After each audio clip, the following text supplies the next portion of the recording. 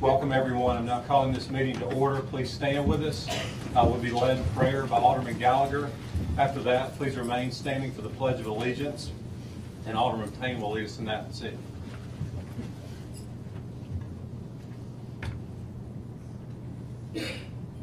Heavenly Father, Lord, we come before you, Lord, to ask you to be in our meeting today, Lord.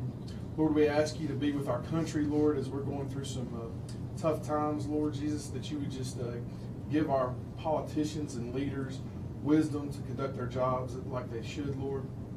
Lord, I pray for our city, Lord, that you would continue to have your hand on us and bless Southaven. In your name we pray. Amen.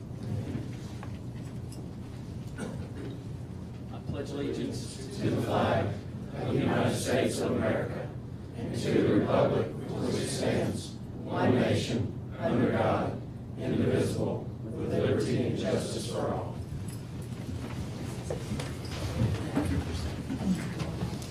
Okay, first on our agenda this evening. First of all, can everyone hear me again? Michael, can y'all hear me in the back? Okay. Excuse me just a minute. I want to get the mic right, so I like to talk. Yeah, I think that's fine. We never noticed.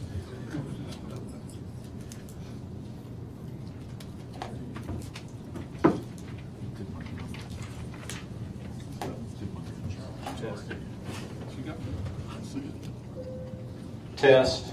Is that better? Test. Is that better, Dan? Okay, thank you, sir. Okay, first on the agenda this evening is approval of minutes for the September 3, 2019 meeting. Mr. Mayor, I move we approve the minutes of the regular meeting of September 3rd, 2019 with any additions, deletions, or corrections. Second. We have a motion by Alderman Payne, second by Alderman Brooks. Is there any discussion? Hearing none, roll call. Alderman Brooks? Yes. Alderman Kelly? Yes. Alderman Who? Yes. Alderman Payne? Yes. Alderman Gallagher? Yes. Alderman Wheeler? Yes. Alderman Flores?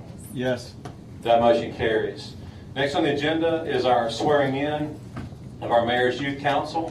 I'm going to meet everyone down front. If everyone will come towards the podium, and we'll do like a joint swearing in at this time.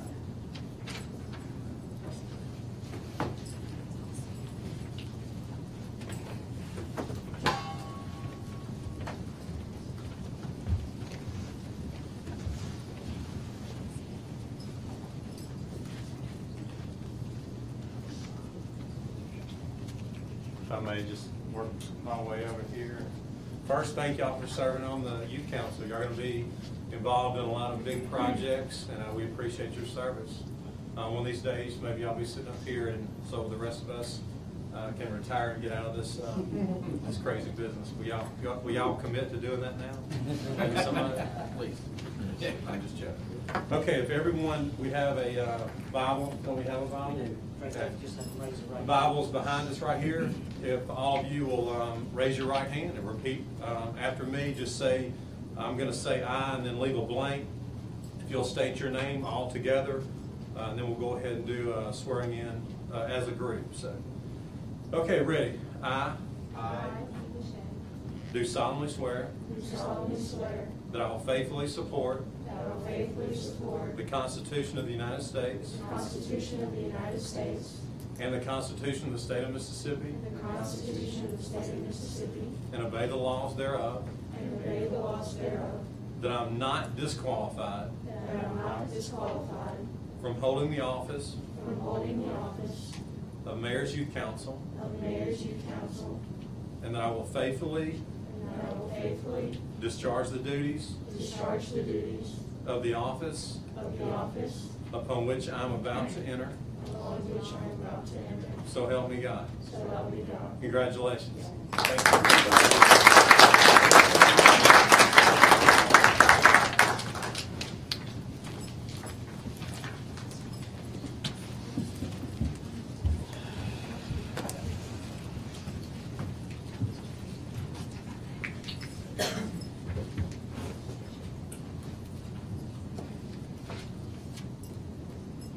Okay, next on the agenda is authorization to bid for paving equipment. And I want to back up just a little bit. This was on the agenda. I informed everyone publicly at the last meeting that the current proposal to pave, we felt like that it's better that we post positions and seek employment first.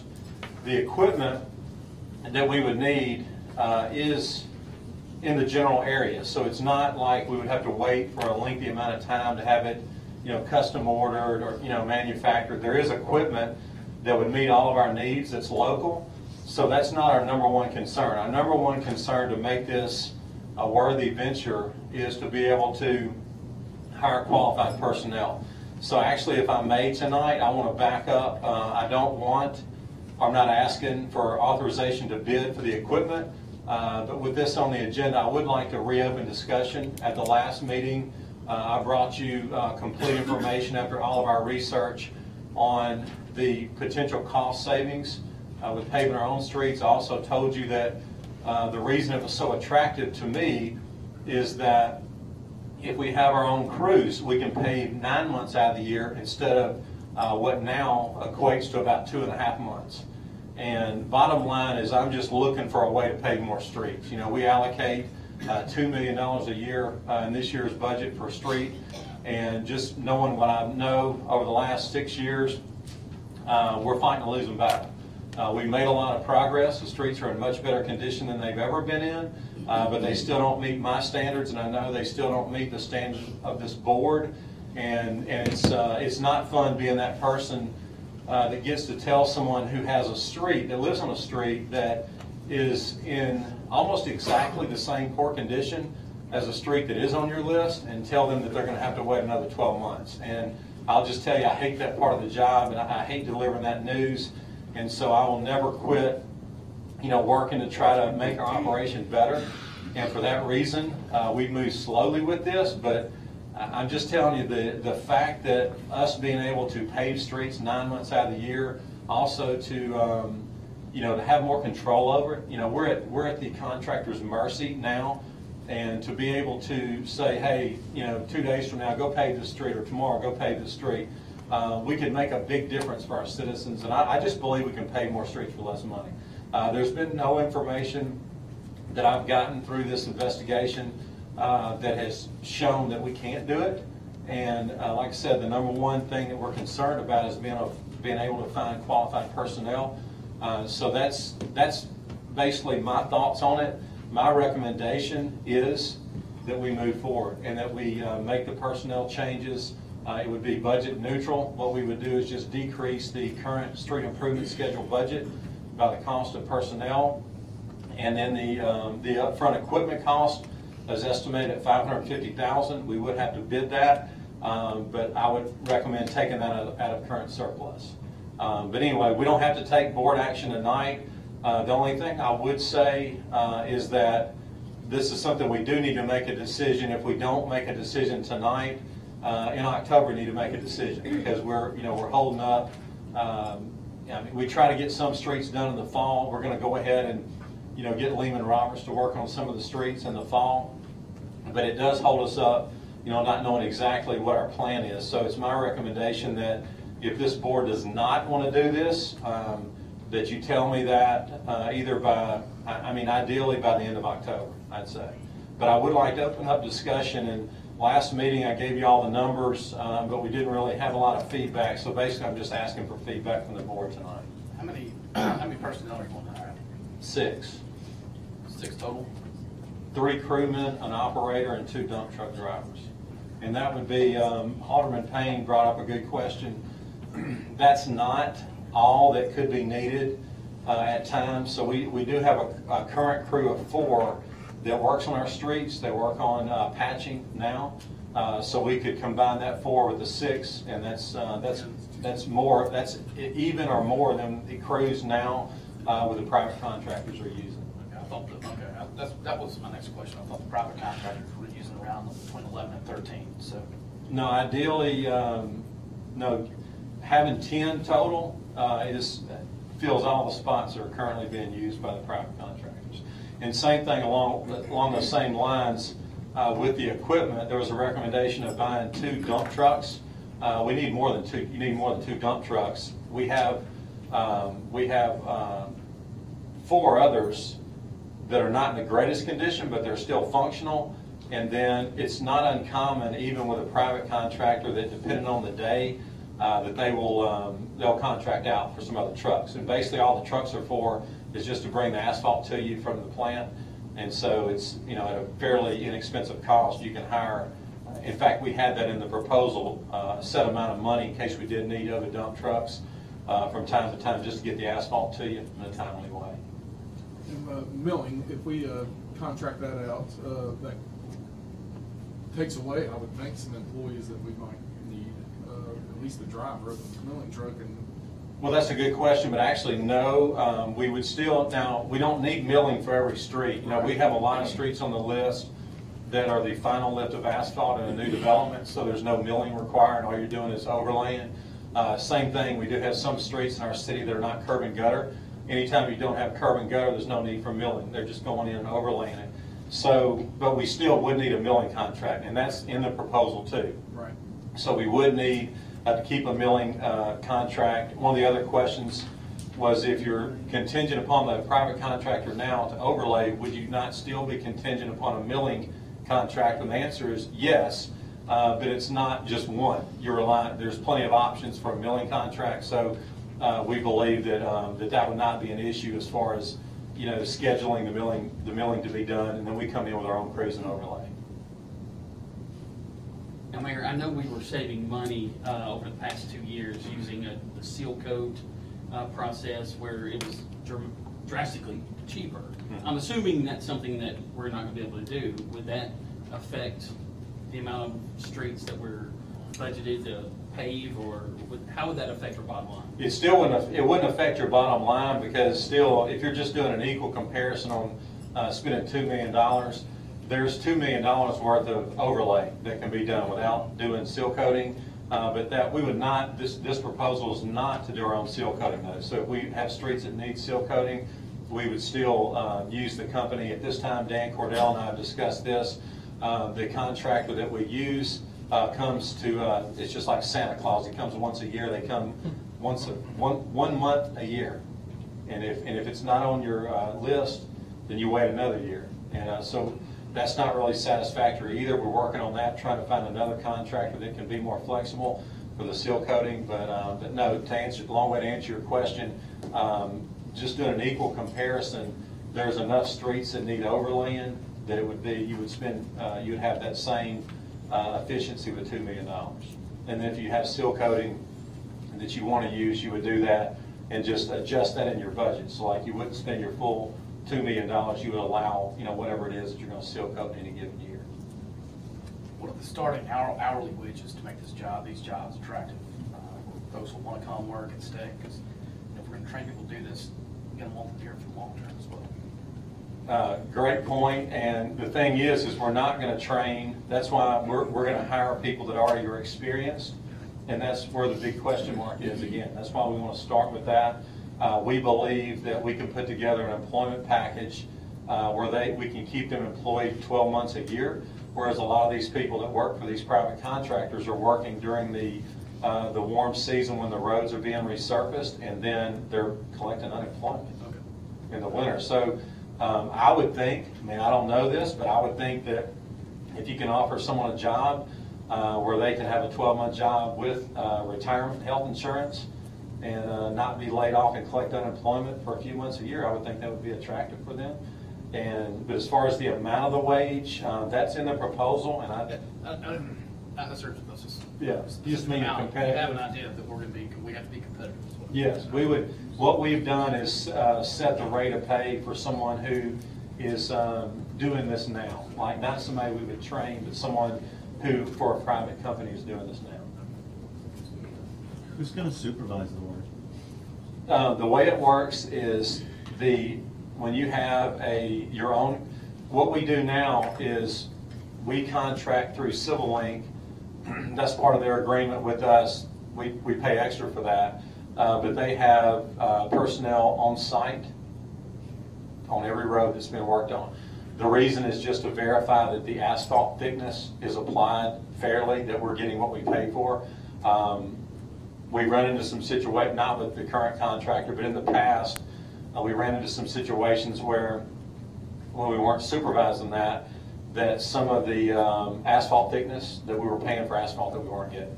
And so that's the point. It's very important. So that's why Civil Links crews are out there to make sure that the thickness is applied correctly.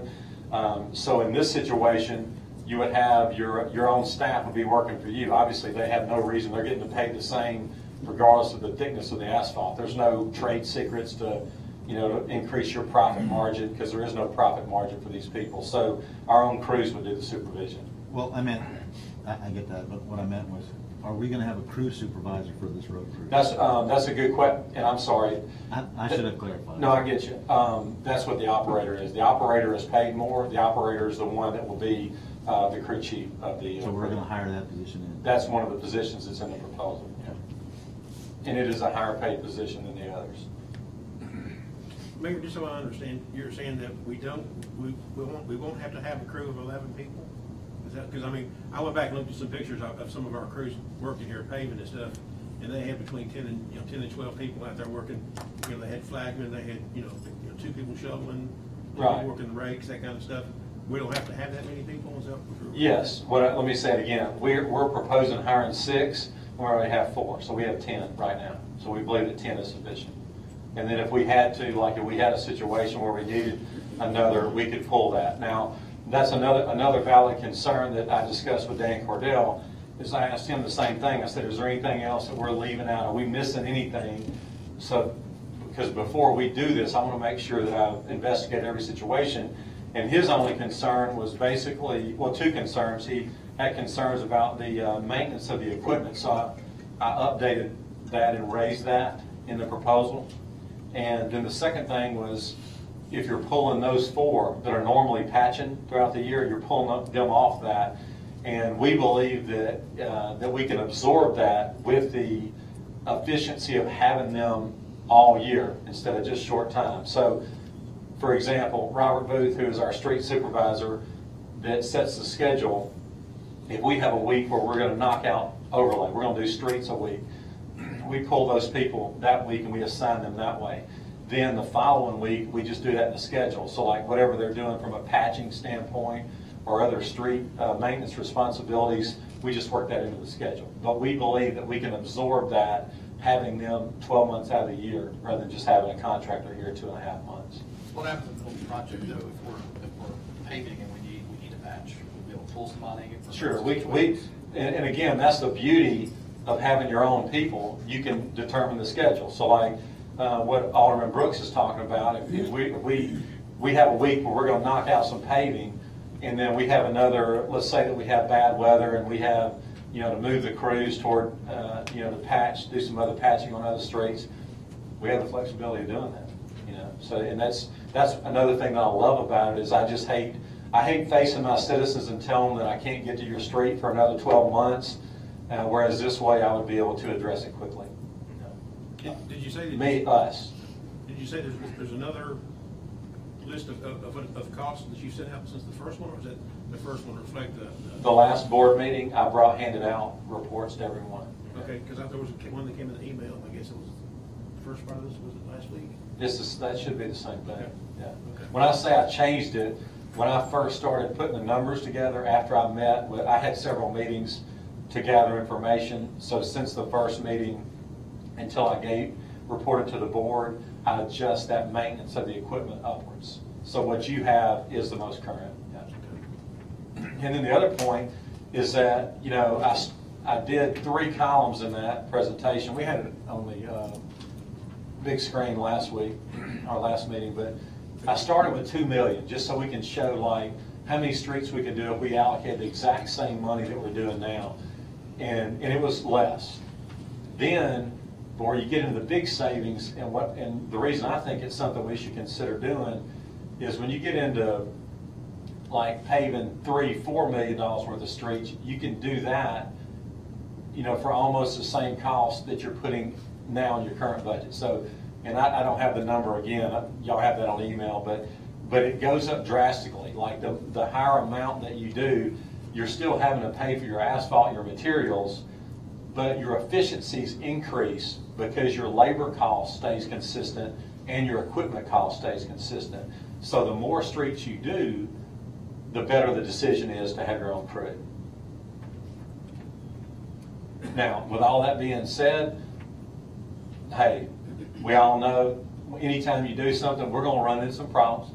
There's going to be some things that happen that we're like, hey, you know what, we get, well, this is a little tougher than we thought. You know, there's going to be stuff like that. I'm not here before you tonight to say that I have a crystal ball and it's going to be perfect. What I am here to tell you is that the numbers make sense, and we got to do, I believe we got to do something different. Unless y'all want to, you know, pull out the money tree and double the street allocation for this year, I think that we've got to consider doing something else. I think that really the magic number, what I think for our streets, should be around $4 million a year, and we're at 2. What is the time frame you would need, if, let's say we did this? What would be the time frame you need to hire and do the transition? We'll interview, hire, and then transition to us doing it. Well, what we would do is I sent out the schedule to all of you, and I color-coded it, and what I did, just so we don't lose time, I color-coded what we will go ahead and have Lehman Roberts do in the fall. And so they'll go ahead and get started while we're considering this. I don't want to waste any time.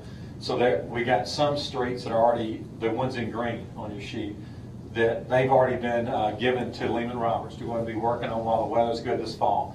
Then the ones in orange are the ones that the seal coat contractor, when they show up, they're supposed to be here in October. When they get here, they'll do the seal coating. The ones that are in blue are ones that would be left for us to start next year. So as far as the timeline, like Alderman Brooks is talking about, the timeline would be, first step, let's say that in October we'll all vote and we say that, hey, we want to move forward with this. At that point, we would post the jobs first, and we would try to hire. So ideally, we would try to have the staff hired either by the end of the year or January. Then also, like late year, January, if we're seeing that we're getting qualified people and we know we can move forward, that's when we go ahead and bid the equipment. And then ideally, we would start in March or April with our own crews.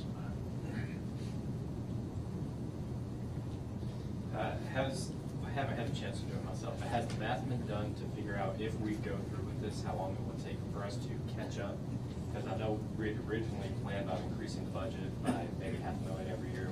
Yeah. In about 7 to 10 years, we'll be able to catch up to where we can only worry about the overlays. Have we figured that part out yet? No, and I wish I could tell you yes, but and I'll just tell you, I'll credit Civil Link again. I think that in the last, since 2015, I think that we've been as aggressive as any city our size in America on street improvement. And I would challenge anyone to show me different, because we paved a lot of streets since 2015. And with that, we did the virtual tour of our street conditions. We paid for that survey, had all our streets rated, and it's great. I don't regret doing it. It was a good thing. But I don't think that there is a magic, and we, in that proposal, there was an estimation, like you're talking about, on what it would take to get us caught up. I don't believe that that's accurate. I think that our problem is a little bit bigger than that. I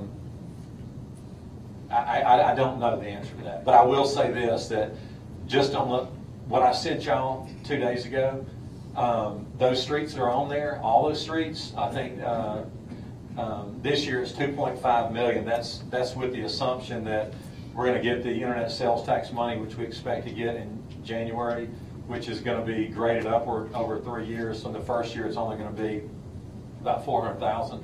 But that's with the assumption that we would use that money for streets, because we have to use it for infrastructure. But then, so that's $2.5 million for FY20, and then FY21 is $7.9 million. And those are just, now listen to me, those are just the people that have either called me or you, all of you, or that I've on my own said, wow, this street sucks. And so I went back to my office and boom, I put the street on the list. There are other streets that need help right now that are not on that list at all. So that's why I tell you that I really think that, if you're at $3.5, $4 million a year in streets, I think that you're knocking. Well, think about that. If we were at 4 this year and 4 next year, that's $8 million. So in 3 years, you've knocked out all the streets that are on that list in 3 years. And then you can get into, you know, there's a tab on there too, by the way, I meant to tell y'all, that's named subdivisions. And these are like entire subdivisions that all the streets in the subdivision are about the same condition. So it really doesn't do any good just to put one street. All the streets are in the same condition. So if you'll click on that tab, it'll also show you the cost of some subdivisions that need to be totally redone. And some of those are, you know, $400,000 a piece, you know. So anyway, long way to answer your question. I'm just trying to share information, but no, I don't have a magical number on that. But I do believe that if it were $3.5 to $4 million, you would knock out all the streets on that list in the next 3 years, and that would give you a great head start on getting to some of these other streets that the people haven't complained about. And then one of the other questions I have is, during the 3 cold months, what is this crew going to be focusing on at that point? We would cross-train them. We would move them to other projects. You know, in the winter months, that's when potholes become nuts. You know, and in December and January, we start having bad weather, especially if we have some icy weather. You know, we can load these people up on the streets, catching up on potholes. And then there's other things, you know, with, you know, ditch maintenance, things like that. Bradley, am I saying that right? There's other things, what else besides those 2 things? Normal patching, potholes, ditch maintenance, what other things? We could use them for additional right-of-way when we're doing the garbage, you know, trash pickup, that kind of thing. We'll still be here for right-of-way when we do any of our street signs and other things in the infrastructure, storm sewer maintenance and clean out. We can find a few small, but they will mostly still be doing, even if they're doing cold mix repairs, they'll still be doing a lot of street repairs. We'll actually have more people that for that, so we can actually, we had a lot of that in winter time because of the use of even the cold mix repairs. And there is one other point I want everyone in the audience to know too, and the board, make sure everybody understands this, that Alderman Payne brought up, and I don't know if this is what you're asking, but you reminded me of this, and so I appreciate that. When you see the perfectly cut rectangular cuts in the road, like on state line, before we go and put the overlay, Right. What we're doing is you have to do that before you put the final lift of asphalt. There are compromised spots where water has gotten in and has hurt the subsurface, and you can't just go over and just put asphalt on it. If you do that, then it will sink and you'll have a hole in a soft spot there. So what has to happen is you have to patch before you overlay. So they cut that perfectly you know, shaped rectangle out. In the winter, when you don't have hot mix, you can't do that. Like when we start getting thousands of calls in January after a bad winter storm, and we're going out to patch a pothole, you have to have hot mix to do the rectangular square. So what we're doing is shoveling cold mix, and that's why it doesn't look as good. You know, it's bumpy, it's just, you know, kind of real unclean. So that's the difference. That's why when you see a freshly cut square or rectangle, you have to have hot mix to do that. It has to be in the summer months to do that. We have tried to go back. Bradley and his crews, at my request, have gone back to some areas that get real clustered with a bunch of clustered potholes, and we've gone back and cut those out and fixed those. I don't know if anybody's noticed that, but we have done that on some streets. Right, when we did it on Sweeney between Goodman and Church, we did it there too. Mayor, I do want to say I'm really impressed, and you put a lot of work into this. There's no doubt about it. I mean, with all the numbers and that kind of stuff. Thank you. Since we aren't in that big of a hurry, you think maybe we can, in the next 30 days, maybe have a work session and see if we can find if there is any other hidden gems, like you said, maybe things we didn't forget.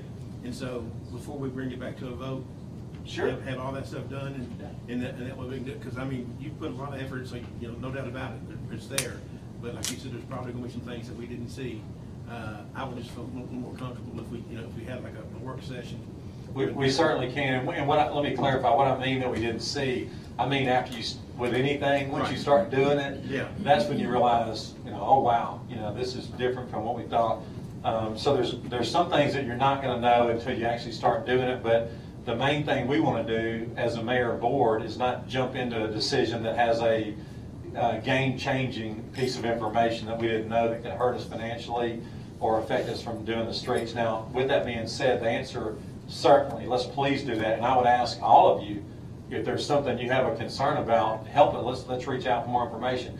But I will tell you this, the numbers that I put in the proposal, those come from Robert Booth. He's our current street supervisor. He has previous asphalt experience. It also comes from involving Dan Cordell, who's been managing the street improvement schedule for the last 6 years for us.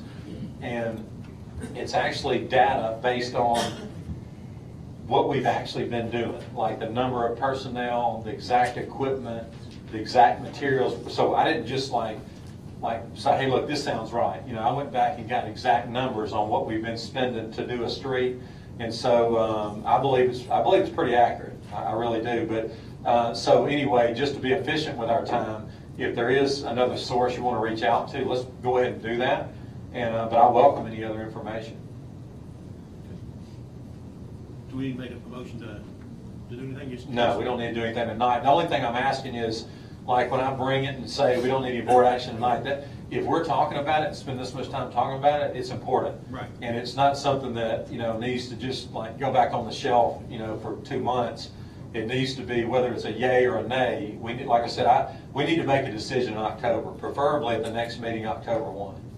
So if, you know, if we want to have a meeting or whatever, you know, if we want to have another ordinance committee meeting or an infrastructure committee meeting, we can do that between now and then if you'd like. Okay. But if y'all will, I'm asking you not no board action tonight, but bring me, if there's anything you have concerns about, please talk. Please talk quickly and please bring me information, you know, if you think there's something that we haven't addressed. Is that fair enough? Yep.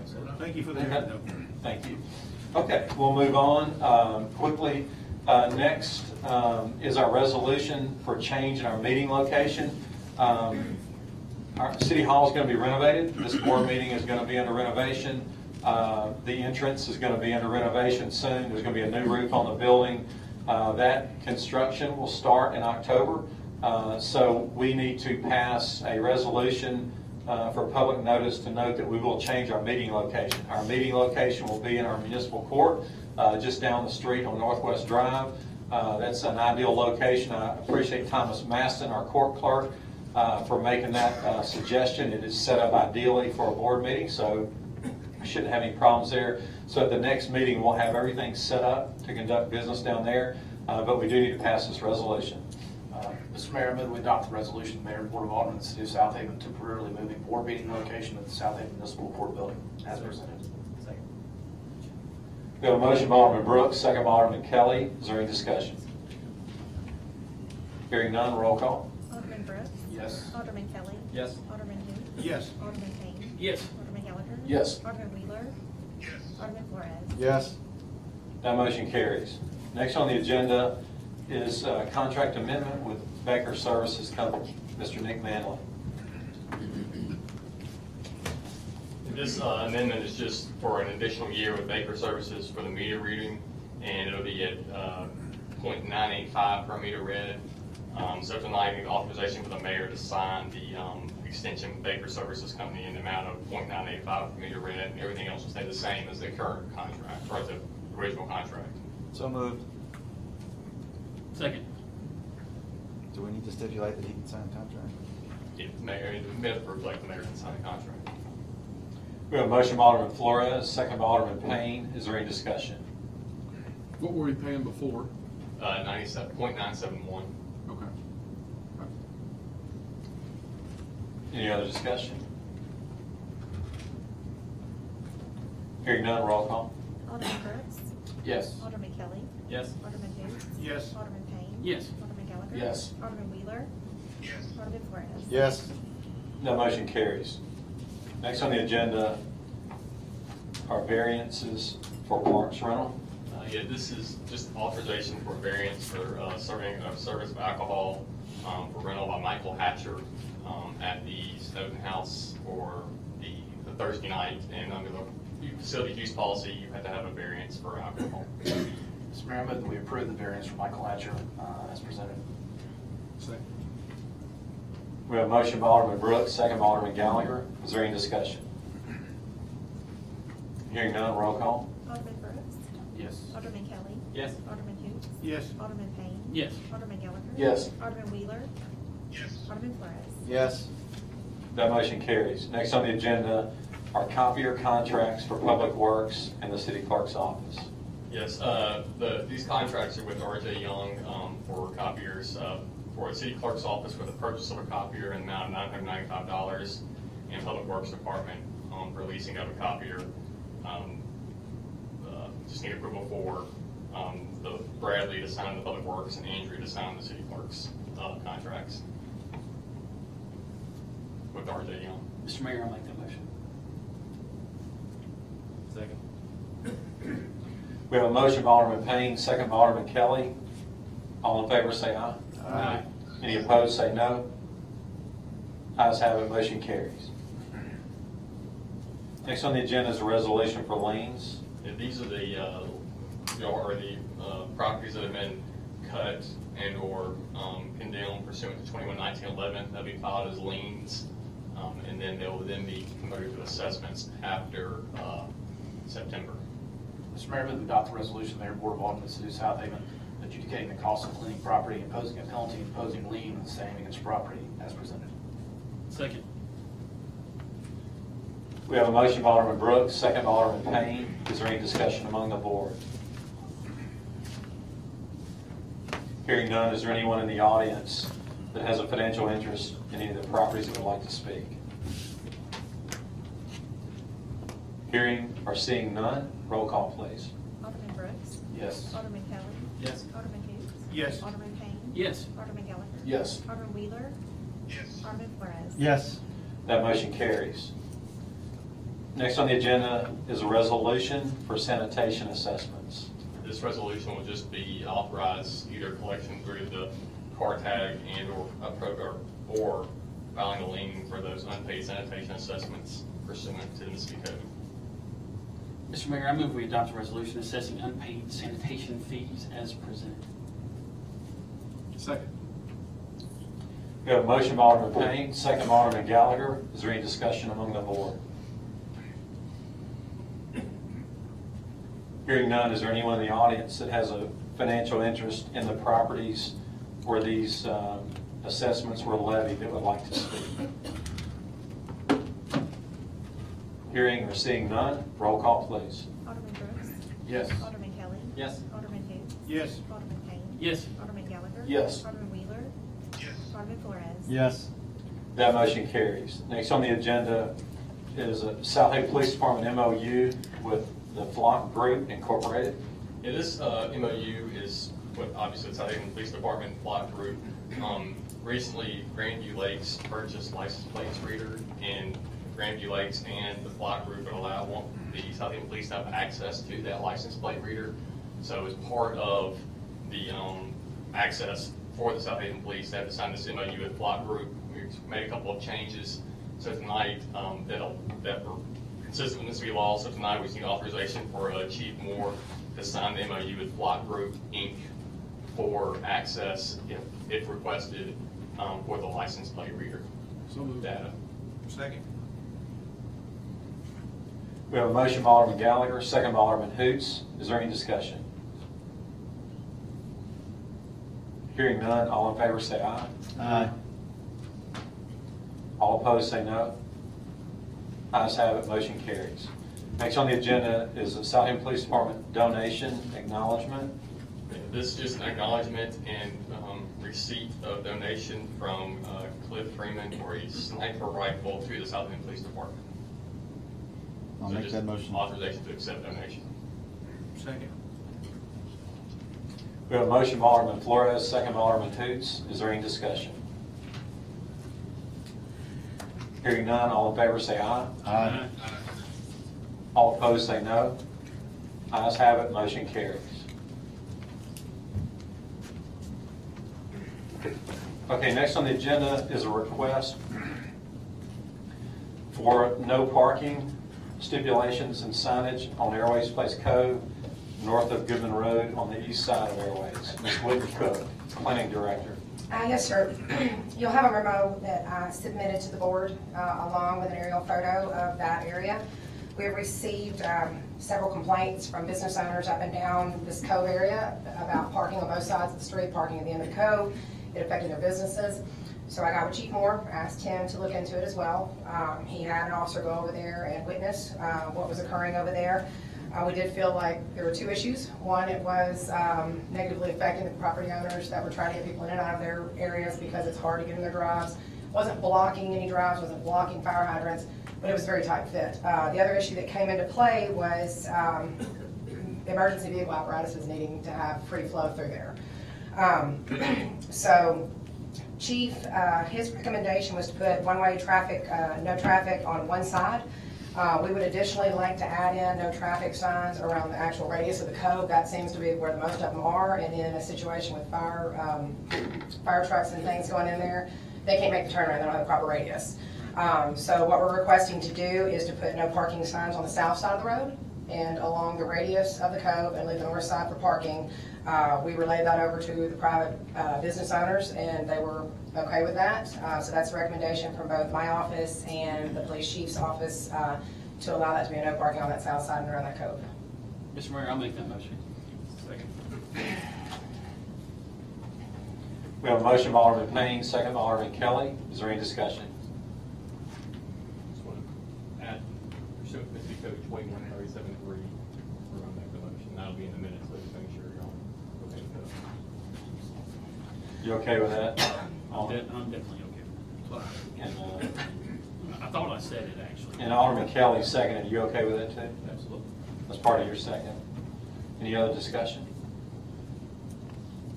Hearing none, roll call. Alderman Brooks. Yes. Alderman Kelly. Yes. Alderman who? Yes. Alderman Payne. Yes. Alderman Gallagher. Yes. Alderman Wheeler. Yes. Alderman Flores. Yes. That motion carries. Next on the agenda is a resolution authorizing the cleaning of private property. And we'll have a hearing first, correct, Nick? Well, this one's just for one property since it's a tear down. Okay. Yeah, you can start it off with authorizing and then having the hearing. Let's close the meeting then. So you can just have the hearing as it is right now. Okay. So what this is about is a resolution to condemn private property owned as such, 7885 Highway 51 North. It's several different addresses. Y'all have that there. Basically, this is the building at Custer 51 that collapsed on December 31st of 2018. Part of it has been torn down, but the part that remains standing is according to our fire marshal, still a hazard, does not meet building and fire code requirements. So it's the recommendation to condemn this property. And so at this time, we will open up the floor for a discussion in a public hearing.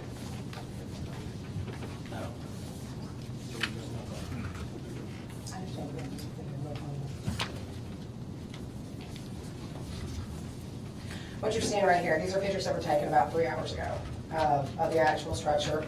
And just to give you, this has been an ongoing project, and just some summary dates. Original code issues were sent out July 19, 2006. These are going to be code violations concerning like tall grass, fencing, things like that. Further down the line, there were abatement letters sent from OPD, Building Department, and Fire Department after annual inspections. These abatement letters were sent out on April 2016. Obviously, on December 31st, 2018, fire damage occurred to the south wing of the building. Further collapse of the tenant spaces occurred due to weather conditions and heavy water damage. So, knowing that we were in a state of severe dilapidation, the first notice of issues with the damaged building was sent on January 31st, 2019, but it was rejected as a certified letter. We then went into public hearings processes. So the first notice of a public hearing for the demo was sent via FedEx on August 21st, 2019. Second notice was sent after there was a partial demo without a permit on September 4th, 2019, also via FedEx. In terms of the court hearing summary dates, we got this from Thomas Masson, our court clerk. First court appearance was on March 21st, 2018. There were 31 code violations, 16 were pled guilty to. Court agreed to hold the fines until April 25th, 2018, to allow him time to make the repairs to the building. Second appearance to determine the property's compliance with those repair stipulations was on August 1st, 2018. The property was deemed not compliant still. Mr. Mendencow informed the court that he fired its attorney and a new one would represent him in an appeal case at county court. Mendencow failed to appear at appeal court on multiple occasions. The county sent the case back to the city on May 30th, 2019. A letter was then sent to Mendencow on May 31st, 2019 by court informing him of the change of venue and also the accruing fines starting on May 31st. The letter was returned unclaimed on June 2019. A second attempt letter was sent via FedEx on July 15th, 2019. The letter was refused by Mr. Mendencow and a bench warrant was issued for contempt of court. So we went out there during the demo and informed the contractor on site that removing a portion of the building was not sufficient. We also didn't have structural design or a permit to go along with that. So we sent out that second letter notifying him that that was not sufficient, and the fire department and the building department were not able to go out there and see what was removed, what wasn't removed, how it was structurally sound, how it was repaired to become sound. Before this hearing, I reached out to both the building department and the fire department and said, what's your take on this? Where are we at in terms of you certifying that it's structurally sound now, it can be reoccupied? Both are in agreement that at this point the damage was significant enough. You'll see in the pictures here, both on the back side where there's still weather able to get in and out, and also on the front where you see some dipping on the front facade where the structurals is caving in some. It is their opinion that it's still not structurally sound. So it is still the opinion of code enforcement, the fire marshal, and the chief building official that the remainder of the building be demolished. So that's where we're at with it. I do understand that Mr. Mendencow is here in the audience and would like to speak on his own behalf. So if you have any questions for me, I'll be over to the side and I'll let him speak. Notice was posted on the property as well. Yes, you'll see pictures. Everybody has pictures where everything is posted on the property. It's also been posted in City Hall. It was sent to every tenant space in the building. It was sent to his home, so we sent it to every address that we could find, did the title abstract, everything was done per our city attorney's requirements. So. Is Mr. Mendencow here? Yes. Please come forward. Yes, sir. Are you the owner? You're the owner of the building? Yes, sir. If you guys are familiar with it, it was built in like '65, I believe, by Mr. Long, who was maybe used to be mayor. If you've kept up with the property, I had it looking better than it ever looked. New facades, new glass fronts, had all my tenants put new signs in it. And then in November of 17, there was always compliance issues, but I was always working with them. I was always working with Robert with the building department. He'd come by, see me working. My son's back there, worked every day of the summer where we repainted everything, cleaned everything up. Had a couple issues where the code department was demanding that I paint the brick sides of the building, which had never been painted, and I kind of had issues with that. I had the code department come and tell me that the spaces, they'd always had Venetian blinds on the window, had been there since I bought the building, telling me that the Venetian blinds had to come down. Where the subway is and turns the corner, their walk-in cooler went up against the glass, and when they went in there originally, I guess they painted the glass black or put black vinyl on top of it, and they were telling me that that was illegal to have the glass covered up, even though if it wasn't there, you just see the side of the aluminum cooler. And so it was always ongoing, but I've always been working on it. Then in November of 17, there was a fire where the tax place was. Well, it was actually next to the place. His insurance guy, he had stored some papers next to the furnace. It was insured with State Farm. I had a ruptured disc, couldn't meet State Farm out there, still do. But they wrote me a check for $29,000 and said that it's smoke and water damage. And I'm sitting there going, no, it's burnt all the way through the roof. So I had to get engineers out there, get them the right letters. State Farm to this date still hasn't done it, and I believe you've talked to the attorney for State Farm who's handling it. And so then, while we're going through that, and I got paid $29,000 in original damages on that, which you couldn't do anything with. So I've been fighting State Farm on that. So then while I'm still fighting them, the space on Custer, the tenants, it was a Venezuelan church, and one of their members decided to put a single ply roof on. And the rest of the building, I'd already put, like where the subway is, brand new roof, new air conditioners, and where the Domino's was at the end, that space was gutted, and we were using it for store all our materials and stuff in. So it's always been just, you know, all the building materials and stuff and that we've been working with. Well, then when the roof collapsed, State Farm sent engineers in from Texas. They evaluated it. It seems like the guys who put the roof on for the church didn't put the roof drains back in. It basically created a swimming pool and caused the roof to collapse. I believe you've been in the insurance business. State Farm has required me to furnish every financial document I've had going back 10 years, every email I've had going back 10 years, every text message I've had going back 10 years, to finally determine that no one had ever told me that A, the roof was ever leaking, and 2, that they ever were going to put a new roof on without my consent.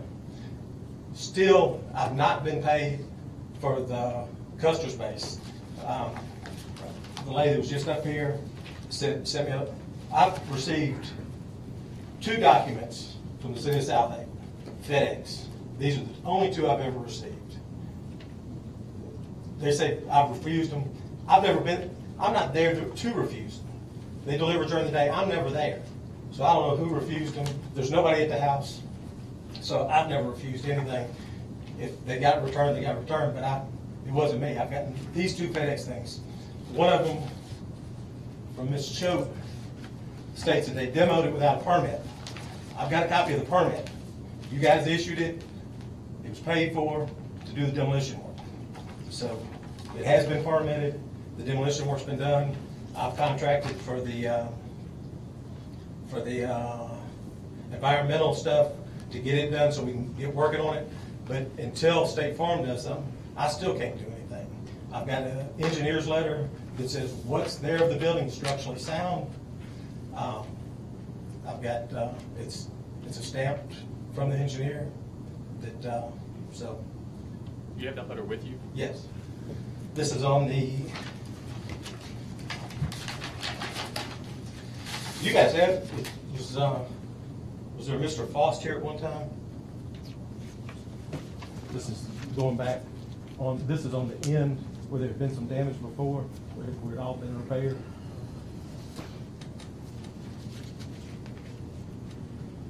Oh, I just checked. That's dated December 14th. December 3rd. I mean, yeah, December of 2014. You're right. Okay. That was that end of the building where the Domino's was. When Domino's was there, they went in and they had put in all their vent hoods and air conditioning systems, and whoever their mechanical contractor was decided to cut all the X's out of the trusses while they're doing their install. So it caused the roof to start sagging. So this is the engineer's report that I had to get that done and get that all repaired, and said that it's been repaired structurally, sound. So that the only structural issues with the building at this time is with where the fire was, that State Farm still has not paid me for since December of 17 or November of 17. So it's not to my benefit for that place to be empty. I've got the tenants that are out of it all want to come back. Like I said, we had that place looking better than it ever looked, with new facades, new trim, new tint around the edges, new downspouts, gutters. It had never looked better than it looked before the fire. Even when the fire, it still didn't look bad. But then when the roof collapsed, it looked really bad. We had a court case on all the. There was never an issue when we were in court. It was never structural. It was all code stuff with grass and paper and stuff like that in the parking lot. And I would get cited. There's a Hispanic lady with a grocery store there, and she works by herself, and she'd put her boxes out the back door when she'd get there in the morning and wait for her children that worked in the afternoons to take them to the dumpster so she wouldn't leave the business alone. Well, I'd get cited for her leaving the boxes out the back door, and they'd just be there for a couple hours. So I'd get cited for the boxes being left outside. There's a title loan place, and I'd get cited for his cars being parked out there. And so I was constantly getting cited for people who have businesses there, that the code guys could have just walked into the businesses who have use and occupancy permits and business licenses. They could have walked in there and said, hey, you need to clean up your stuff. Instead, they would cite me every time. And I'm not down there every day to know this stuff's going on. But So then we went to Hernando, and the attorney that I had, which said, you know, I've got to quit doing this. I didn't ask him to leave. He asked to leave because he does so much in the City of Southaven courts. He said, I can't go against the city. He said, you need to find another attorney. So then they set it for the 16th in Hernando, which I was there, and the judge wasn't there. So then they said, we're going to reschedule it, and we'll let you know when we reschedule for, because the judge wasn't there. So they rescheduled, never let me know when it was rescheduled. I called down there, I talked to a lady named Vicky. Oh yeah, we'll let you know as soon as we reschedule. So then they rescheduled it, and I wasn't there, and then they got me for not being there. And then I think they sent it back to DeSoto County. I've literally contacted at least 10, 12 attorneys, give them the whole file every time. And every one of those attorneys will not come to Southaven and represent me. Are you reaching out to Mississippi attorneys or Tennessee? Mississippi attorneys in Southaven. They said, I make my living in Southaven court. I'm not going down there. I won't do it. I even talked to the Farises. It was going to be $20,000. Fine, let's do it. No, we're not. It's not in our best interest to do it. So, I mean, I just don't really know what else to do. I've been down there. I've worked my butt off down there. Just like you're talking about doing your paving. I do the paving. I do the painting. The inspectors down there, they come by every day while I'm there. They see me on the ladder. They see me working my butt off. And then when it comes time to go in front of the court, they say something totally different than what they've been telling me. You know, like I said, I've been doing property since I was 17 years old. I've never had a property look worse after I've owned it. Every piece of property I've ever done. I've done historic restorations. I've done old buildings downtown in Memphis on the river. I've done all this stuff. And all my stuff looks good. It's attractive. And but down here, I mean, just honestly, I've been poked in the chest every time I've come down here. I mean, it's constant. Well, if I may, and I don't know about your history, I don't have any reason to doubt what you're saying with your past, but I can speak to the building that we're talking about tonight. Yes. We're talking about two issues. Obviously, this hearing is about condemnation, but it is important for the board to know the other. You've been found guilty of 16 property maintenance code violations at your property. Yes. This is going on. I've personally been. I'm glad to meet you. I mean, you've been like a mystery guy to me. I've asked so many times. I would love to see you and talk to you. And I've never been a mystery. They've all got my phone number. I can't tell you how happy I am to talk to you face to face. Yes, sir. Because I have been trying to talk to you face to face for 3 years. And do you know how rare that is that the mayor is involved with one person about a code violation? And I would have come talk to you, but I was scared to death because everybody told me the mayor is after you. I'm not after anybody. But I'm just telling you, that's the message I got. Well, I will say this. I am after somebody who makes a mockery of my court, and you've made a mockery of the municipal court in Southaven. The city taxpayers have, how many times in this meeting have we talked about this building? People have repetitively contacted me, asking me why this eyesore is there. Why does the owner of this building not have to abide by the ordinance of the city like everyone else does? I'm not after you for any other reason other than that you're making a mockery out of our court and out of the integrity of our ordinances. And like I said, you have been found guilty of 16 violations that for 3 years you've not done anything about. We've been trying to bring you to court. You're currently in contempt of court. I assume you know that. I don't. Well, you're in contempt of court. I've gotten these two. I've gotten these two notices. These two FedEx notices. One that told me that this meeting was happening, and then the second notice that said they did the demolition without a permit.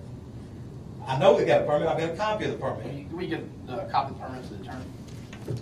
We informed him to get the permits after it was legally begun.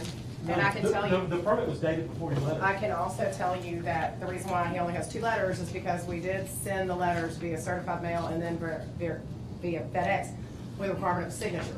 We never could get the signatures. So I finally asked our city attorney, can we just send it and have FedEx deliver it without a signature? Because that's the only way we were going to know that it's been delivered. Everything kept kicking back to us. We had tried several times from the court side and from the code side to get something delivered, and nobody would ever sign for the documents. So that's why he only has 2 in his hands. So there have been many other. Many attempts, Many yes. others. So let's take this, like I said, we're dealing with two issues here. Yes. The purpose of this is to talk about the condemnation of the property, but if I may, just since I'm finally getting to talk to you, if I may, I don't have anything against you. The mayor of the city's not after you. It's embarrassing to know the amount of conversations the mayor of the city has had to have regarding your property. And it's not because I want to, it's because my citizens who I work for have contacted me repetitively about the eyesore and asking me a very fair question. Why does Mr. Mednical not have to abide by the same ordinances that I do? And I always say he does. So I don't have anything, I'm not after you. The only thing I want you to do is to quit making a mockery out of the ordinances in the city of Southaven, Mississippi. Yes, I don't think I ever have, because I think if you talk to the code guys, they see me down there working. I mean, No, sir, that's not what they'll tell you. I know, you can ask Robert, I know everything about his family, I know about his Robert, kids. Austin's here. Austin, would you please come forward? Austin Tungan is our code enforcement supervisor. Right, I've met Mr. Austin down there, I think. So Austin, just real quickly, we're gonna have to move on, but would you please, just in a nutshell, tell us how has our experience been with the Mednical building? Well, I mean, it's not been good. I got a file, you know, it's really thick, and just to shed some light on it, he's not really telling the truth about a lot of the stuff he said to y'all. I'm sitting back here going nuts. But he is in violation now. I can currently write him tickets. I have pictures. He hasn't been here in you know, since the building fell down, since we've been trying to contact him. I haven't seen him one time, and I promise you, I've sat out there. No, since the building's been down, I've got a ruptured disc. I understand that, but I've sat out there multiple times in my truck, waiting on him. I know what he drives. I've been waiting on him. I've been looking for him. Now, he has been out there a few times with his son, who's sitting back here. I've met him. I've seen him pick up some trash. Our code says it has to be workmanlike and professional look. He comes over there and he'll slap some paint on the building, and it doesn't look good, and there's still, you know, stuff that needs to be fixed over there. Us putting a fence around it has helped him to not come over there and do the work that he needs to do. It's kind of bought him some more time, especially with the when he appealed our decision. It bought him a few months. He is right. The judge didn't show up one time. The second time we were there, they filed the paperwork wrong. The third time there, he was absolutely contacted. The judge said that. He didn't show up. He's kind of giving y'all these you know, well, he told me to take down this, he told me to take down that. He hasn't spoke to the 16 violations that we currently have. And that's why we don't even need it. If he feels strongly about this, then he would have showed up and appealed it without a lawyer. You know, I mean, he would have showed up in appeals court, just asked the judge for leniency over what we did. He didn't even do that. And obviously, he knows he's in violation of his 16 violations that he's still currently not. And I took these pictures last week of grass and trash that are still out there. Just the grass and trash. Cut your grass and pick up trash. That's easy to do. You know, I'm not bashing your pain. I'm just talking about the simplest things.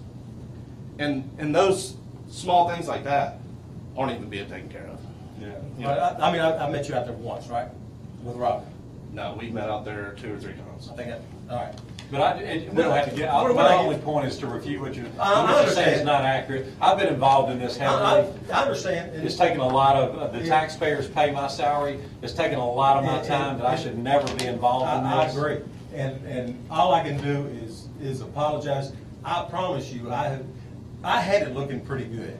I mean, please give me that. I lived in that subdivision. I grew up right behind your building. I've seen that building for many years, for 40 years plus, and I totally disagree with you. That building has looked tremendously better in the past. Yeah. Not since I've owned it. Yes, sir. Sorry. But you know, I mean, all I can do is apologize. Believe me, I've never meant to make a mockery of Southaven. All I do is work. I'm a one-man band. When I'm not hurt, I'm 12, 16 hours a day, 7 days a week. I mean, to hear you guys say that I neglect my stuff, I don't. It feeds my children and puts my kids in school. I don't neglect what feeds me. The 16 violations, I mean, it's stuff like one downspout doesn't match the other downspout. No, sir, it's not true. Just real quick. It's many other things in addition to that. Bottom line is this: you've got 16 violations, and you're in contempt of court by our municipal court judge. But that's that issue. We'll deal with that later. That has nothing to do with the condemnation. But Nick, the reason I wanted to talk about that is to let everybody understand that the point he's making to the board is not all accurate. And I respect that. I hope that what I would ask you tonight, will you make it right? Will you make it right for the 16 violations? Will you show up at court? Because you're not showing up at court. I didn't know I was supposed to be in court. I've gotten nothing from the court. I promise you, I've gotten these 2 letters. If you guys send a registered letter that comes in the middle of the day, there's nobody at my house to sign for something. I mean, they've got my phone numbers. You didn't know that you're in violation of 16 different. I knew the original 16, yes, sir. So when were you going to make that right? Well, then do we have to bring you to court? No, sir. Well, all the 16 violations were prior to the fire and to the roof collapse. But they're still not right. My point is, when were you going to come make it right? If you want us to respect the fact that you handle your business the right way, when were you going to come back? Well, I have to settle with the insurance company to fix all that stuff, and I can't. They've been holding me up. A lot of the things have nothing to do with the insurance laws.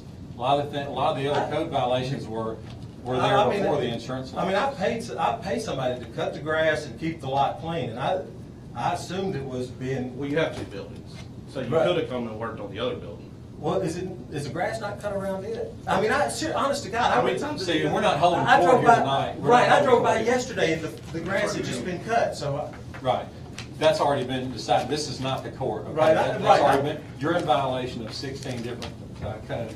so that was the issue. What I'm asking you is, and you guys can think of me what you want. It's obviously I have a monetary interest in that property. I mean, it's a big investment for me. It's, you know, and I wish you guys could see my other properties because they're meticulous, and I would love for that one to be meticulous also. I can promise you that as soon as I settle with the insurance company, and hopefully that will be soon. I think you've talked to the lady that's representing the State Farm out of Tupelo. She told me you'd spoke to her. If they will settle with me, I promise you, I will spend every dime they give me fixing that property up.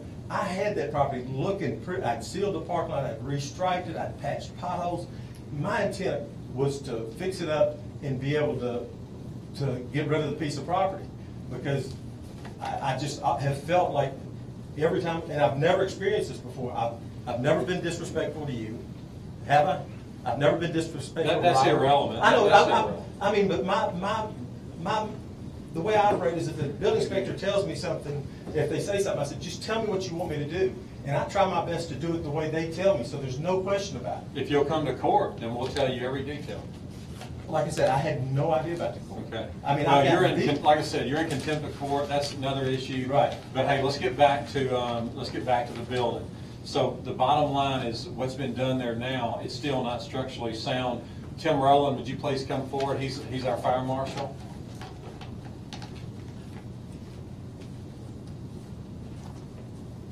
And Tim, if you will update us on the building, like why would we want to condemn the building at this point? Well, as I stated in my letter, on multiple occasions, whenever I went over there, I even called you over for the New Year's Eve. I was at your building on New Year's Eve. I was there, yes, sir. You weren't there when I was there unless you were hiding. No, I was there. I talked to you for hours.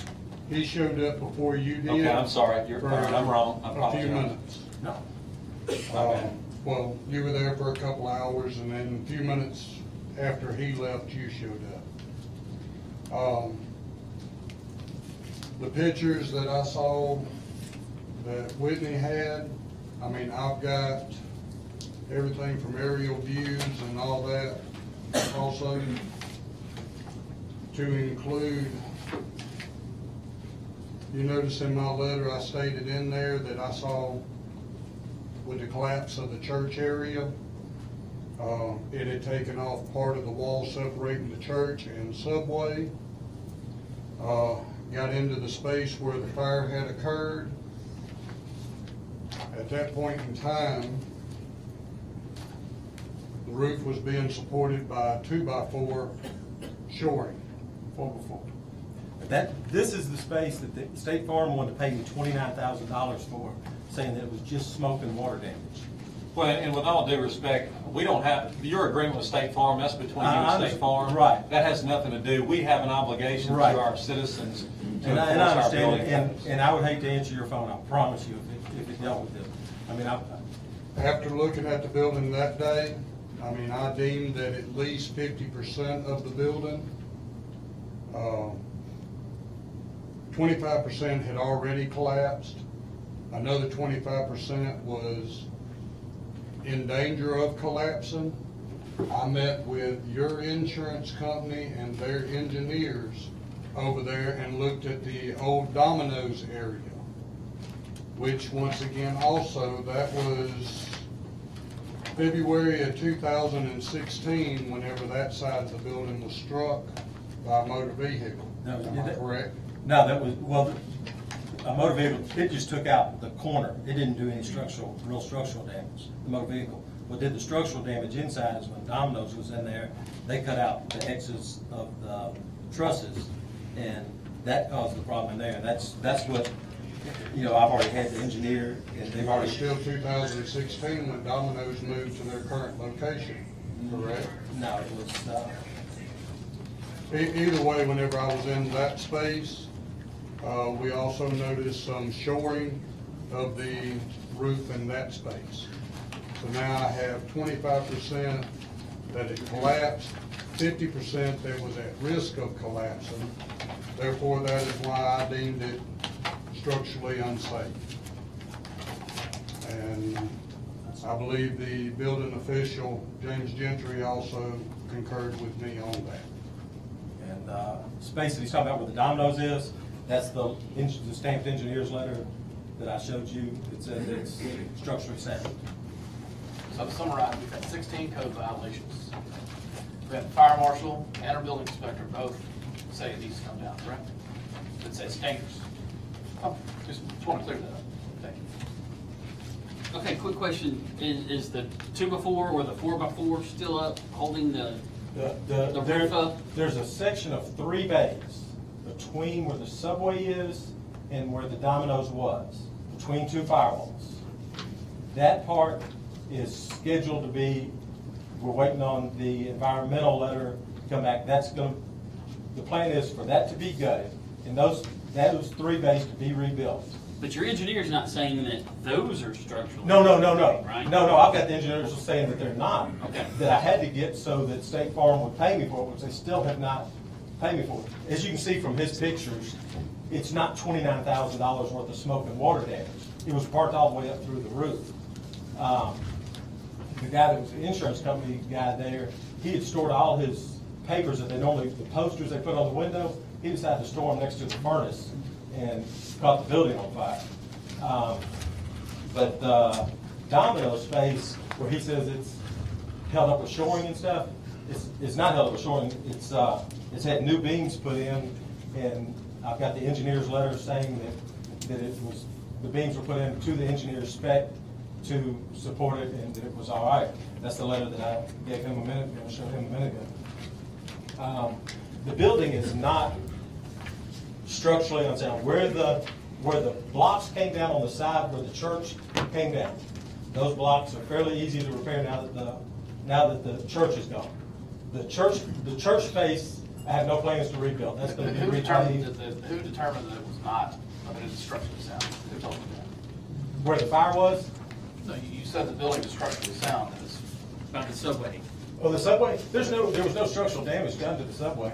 But who's determined that? Well, even in the engineer's letter from the engineer's papers from the insurance company said that it's not an issue.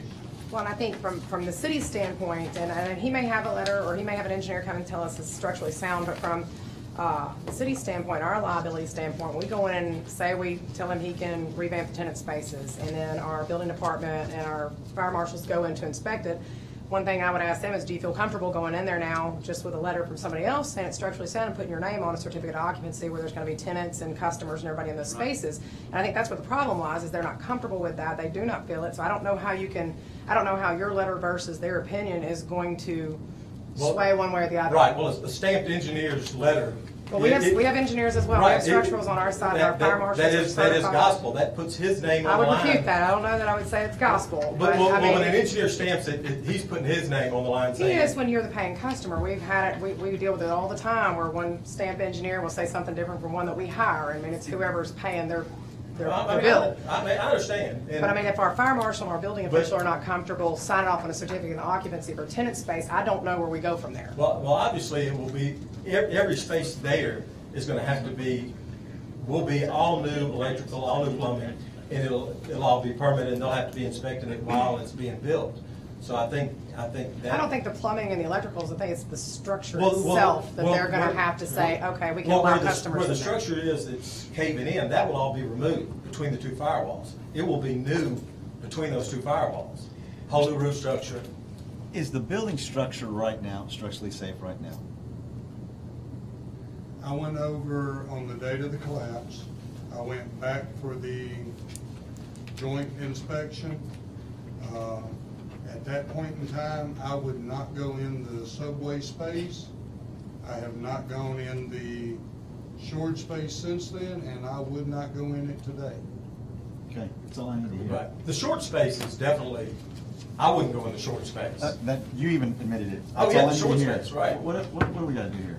Okay, well, I was just trying to be fair and give the man ample time to speak. Is there anything else, we need to wrap it up, is there anything else you'd like to say? No, I think that if, and I know it's, none of y'all is concerned as far as what the insurance pays or whether they ever pay or ever do anything. My problem is, I can't do it until they do. I'm not financially able to spend $400,000 doing it until I get the insurance check.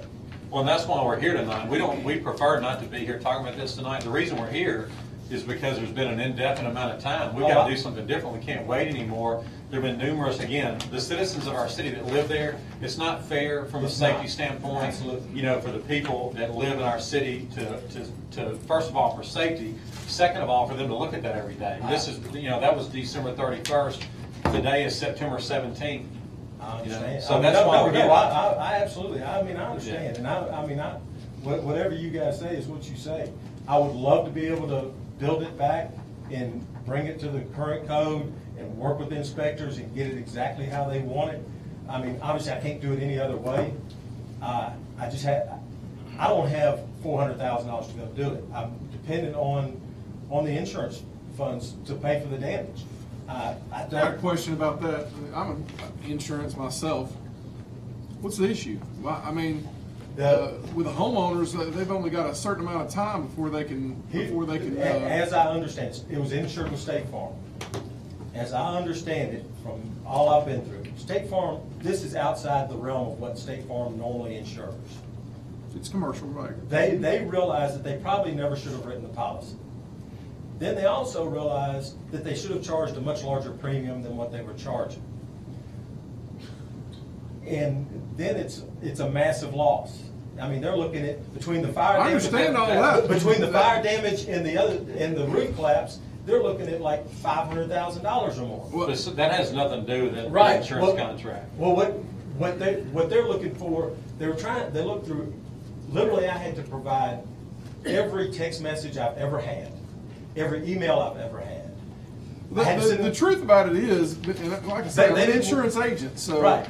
If they were on the property, they owe it. Period. Right. Well, except for they're obviously looking for some way not to pay.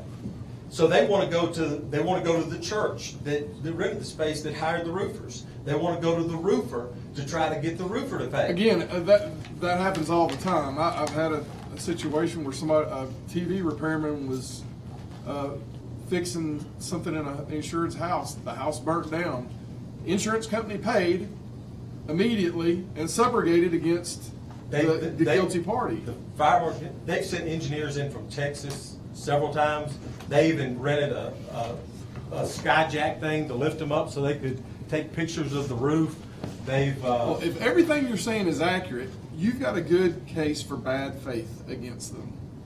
So here's Alderman Gallagher, I have a question, and it kind of leads Let towards you. me just, this, I've learned a lot about insurance companies. And if you're in the insurance business, those policies are written to the benefit of the insurance company. And anything they ask you for, you have to provide, no matter what it is, going back for forever. There's not a time limit. So every time they ask you for something, you have to give it to them. But that's two different It's that's irrelevant Well, to it is, this. but I got a question, and I guess it's a concern of me, because I know you're waiting on more insurance money in order for you to fix the problems. But what I'm hearing is that, I mean, you own the building, and it was a tenant of yours that did something to your building that messed it up on the domino side. And then it was a tenant of your building that did something and didn't cut the hole, that fixed a roof that he shouldn't have been fixing, and fixed on his. So if I was the insurance company, I don't know that I'd be covering that, because that's a legal, civil issue between you and your tenants. You don't have a would it choice. not be? Well, you don't have a choice. If the dwelling is insured and you're on it, you're on it. It doesn't matter. What Alderman Gallagher means when he says own it, he means that you have a valid insurance contract on the property. Regardless of what you do. Regardless. Well, here's the deal with Okay, commercial. well, that's the question I had. Well, just on commercial property, the tenants, it's normally like triple net. The tenant's responsible for everything inside their build out. They put their vent hoods in, they put their fire suppression systems in, they've even, like for the Domino's, they even put their own HVAC system in because it had to meet their requirements. So they did that years before it started falling in. I mean, it started sagging after, years later. And then when we went to inspect why the roof started sagging, it was because their mechanical contractors had cut the X's out of the trusses to put their mechanical systems in. I mean, it's just, you don't do that. Mayor. Yeah, I understand. I'm just doing what you're saying. The insurance agreement, that's between you and your insurance carrier. That really is not relevant to the discussion. Right. The only thing that's relevant to it is you using that as a crutch to the board to say that you've not had enough time. I can tell you that in an insurance policy, 9 months is adequate time to settle a claim like that. What that would tell me, and I'm not getting into your business, I'm just saying what that would tell me as an insurance professional is there's something going on with your insurance contract with your insurer. There's something that's, they feel like that maybe you haven't done what you're supposed to do, or you feel like they haven't done. But really, that has nothing to do with it, other than to say that 9 months is not the norm. That's not a normal situation. But the city can't wait any longer. Your relationship with your insurance company really is not relevant to the discussion tonight. What is relevant is that we've been patient. We've waited for a long time for something to be done with the building. It hasn't been done. It's unsafe for our city, and we have a fire marshal that's saying such. And so at this point, we're going to end the discussion, and we're going to ask the board what they would like to do. Mr. Mayor, I move that we adopt the resolution of the Board of Aldermen of the City of Southaven authorizing the cleaning of private property, making provision for collection pursuant to Section Mississippi Code Section 21-19-11 for the following properties: 1494 Custer Drive, 7885 Highway 51 North, 7887 Highway 51 North, 7895 Highway 51 North, 7901 Highway 51 North, and 7905 Highway 51 North, as presented on this date. Second. We have a motion by Alderman Brooks, second by Alderman Flores. Is there any other discussion among the board? My question, I hear everything that you're saying, and I've listened to it, and I've heard you say this repeatedly. State Farm has only paid X amount of dollars. My question for you is your intention. If they don't give you the full $400,000 and they only give you X amount of dollars, what is your intention for that building? If they don't pay me, they've got to pay me some more than $29,000. But if they don't, the only thing that I could do is demo where the roof is falling down and leave the dominoes in where the subway and where the Domino's was, and have them two independent, separate buildings instead of it being a strip center. That would leave this building here and this building here with asphalt in between them and asphalt over here.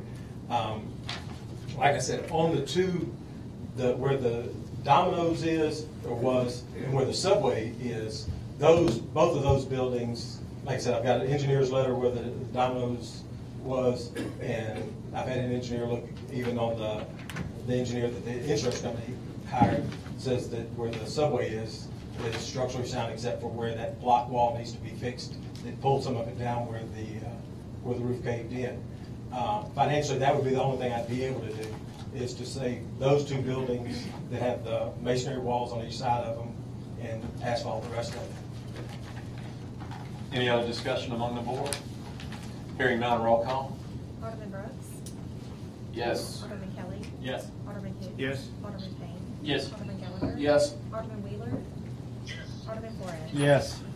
Okay, that motion carries. Thank you, sir. Okay, next on the agenda Appreciate you listening to me. is a resolution to claim private property.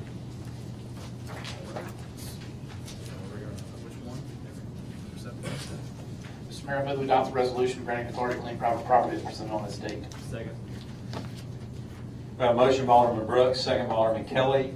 Is there any discussion among the board? Hearing none, is there any discussion among anyone in the audience that has a financial interest in any of these properties? Hearing or seeing none, roll call, please. Alderman Brooks. Yes. Alderman Kelly. Yes. Alderman Hoop. Yes. Alderman Payne. Yes. Alderman Gallagher. Yes. Alderman Wheeler. Yes. Alderman Flores. Yes. That motion carries. Okay, next on the agenda is planning agenda, nothing else. We have nothing there. Next on the agenda is mayor's report. Just some quick updates. The state line resurfacing, there's a culvert that has to be replaced near Greenbrook Lake. That will occur next week. Paving will also start, like we were talking about earlier. What they've been doing for the last 10 days is patching, but the actual overlay will occur next week, which will bring new asphalt from I-55 to Tullahoma, and also bring new asphalt on the west end of state line from Highway 301 to Horn Lake Road. That'll happen next week. Springfest pavement project, which will pave and landscape the barbecue contest area of Springfest. We've talked about that publicly several times. That is underway now. They started breaking ground on that today, so that project is underway. It will be done before the next Springfest. The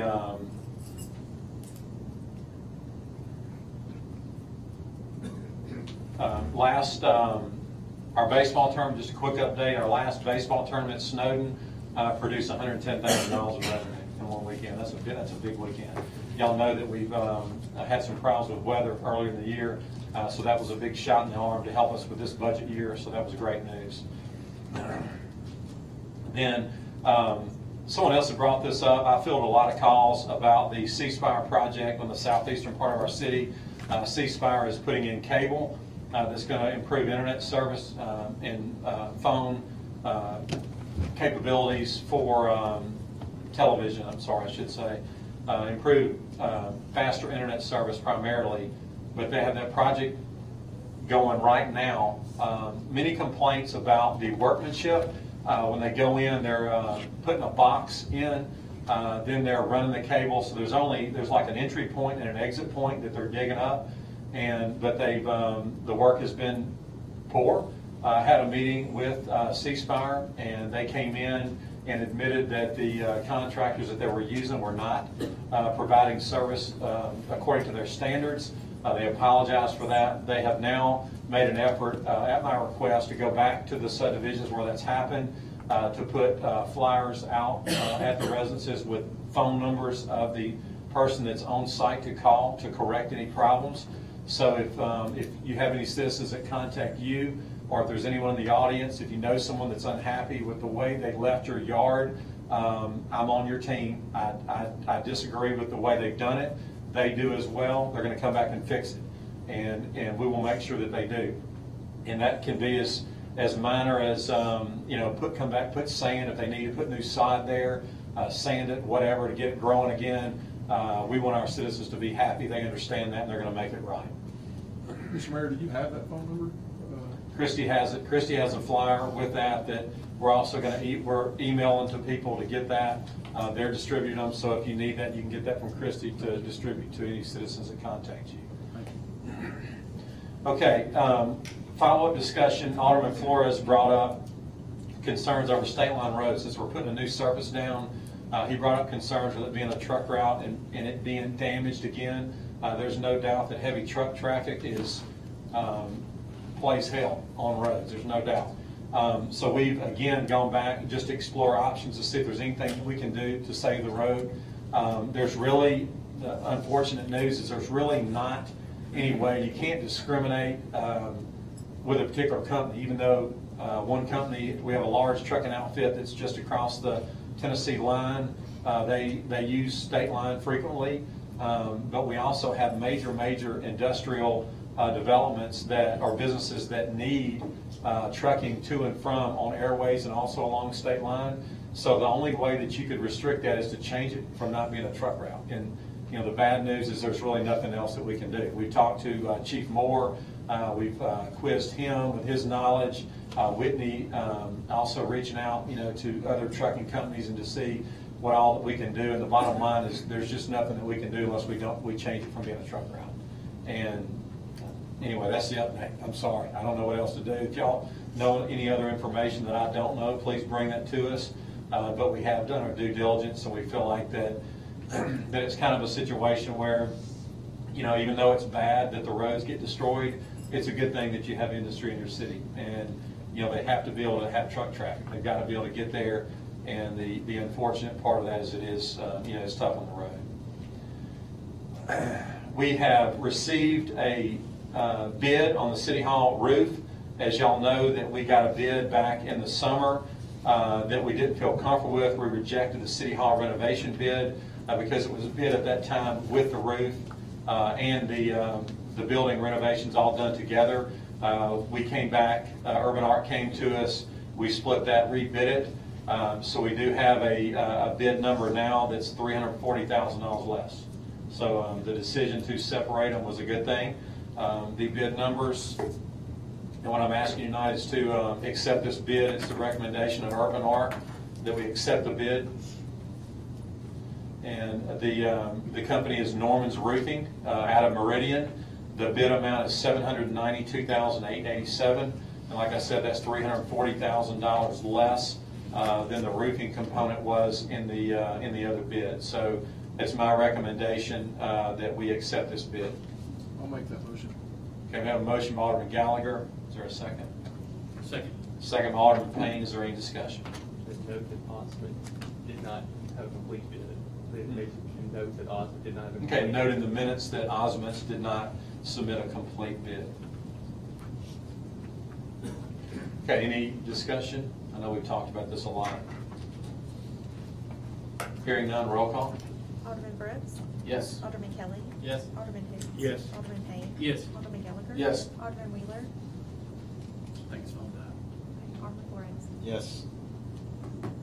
Okay, and that motion carries. The Snowden pedestrian project, it will put sidewalks throughout Snowden Grove Park connecting the tennis center. It'll also put sidewalks on Snowden Lane, which will get pedestrians off of Snowden Lane coming from concerts. It'll make the park much safer. That project was a MPO project. We received federal money to help us with that. That project will also start this week. Last thing, and I'm going to just, no, I'm going to pass. I'm not going to discuss it tonight. Hang on, let me comb my list real quick. Okay, I think that's all I have this evening. Next on the agenda is our citizens agenda, and we have a person named Terry Rowland who's signed up to speak. Mr. Rowland, if you would please come forward. Yes, sir. Chair Rowland, no kin to Tim. I have a customer that I rented my building to in Southaven on Southeast Street. And he went to get his business permit. And when he went to get the permit, the fire marshal and the building inspector said we had to do some things, and I've got the list of things we're supposed to do. And I agree on most of them except for they want me to put a sprinkler system in. And we built it, when we built, Mr. Murphy built it for me back in '87. And at the time, everything was to code. And so that's really what we're here about now. I got Mr. Murphy here to explain some things to you. Glad y'all hear us. Yes, sir. Y'all know about the the state line corridor, and how we're getting some buildings that are empty, and how we need to keep some people here. So we had a couple of proposals that we not go against the city fire codes or anything like that, but where I think everybody would be happy. But it's right on the board. We got old Marvin Johnson to write a letter, which I think y'all got here. And when it was built, it was under the Southern Standard Building Code. Everything was done according to code, inspected by the city. Now we've adopted the ICC International Code to 2012. And even the International Code states that it's a non-conforming building, of course. And section 508.4 says that the mixture S1 and M1, which debating back and forth whether or not it's retail or mercantile, whatever, and it says it's still not required to be sprinkled. That's how we read it. That's how the architect reads it. But we do have a couple of proposals that I think the city would be okay with. We can add a tenant separation, which the code 508.4 states that, separating the offices and all up front from actually where all the warehouse stuff is. That's one way. And then we can remove on the lean-to side, which would be the south side of the building, we can remove 2 of the bays. And that would take the building down to where it's in the 8,000 range, less than 8,000 square feet, and be in compliance. In Mr. Johnson's letter, he had stated about some exit doors and all. We have recently installed 3 more exit doors all over, on the north side, on the west side, on the south side also, where it's extremely close proximity. And it's and then the third proposal, when you start your asphalt company, he will sell you all that building. But we got a couple of like-kind buildings, and I counted 22 buildings on the east side of 51 Highway today. They were built in the same kind of time zone that we were. Mr. Rowland has owned this building, and it's hard to get tenants down here where we're at. And we own the building no farther down, y'all own where we're at, plus the railroad track. It's hard to get tenants, and then you get tenants like, they don't want to pay their bill, but we have to get what we get. We'd rather have somebody in it as to be vacant. And it's bad for our city. He's kept the grass cut. The building's structurally sound. It's a pre-engineered building. It's a type 2 of construction. There's little, if any, wood in there that could burn. They do have clothes and other, like the Dollar General, 8851, 551, and 8650, the Family Dollar Store. Both of those are about the same kind of size, and they both have the same kind of products. Yet neither one of those are sprinkled. And it just was allowed back in the Southern Building Code. It's not allowed now, because of the local ordinance and because of the ICC 2012 ordinance. And we just ask that the city think about our state line dilemma and take it under consideration that we would not have to sprinkle it. And in lieu of sprinkle, if said no, it has to be, then we reduce the size under 8,000 feet by taking those two bays off.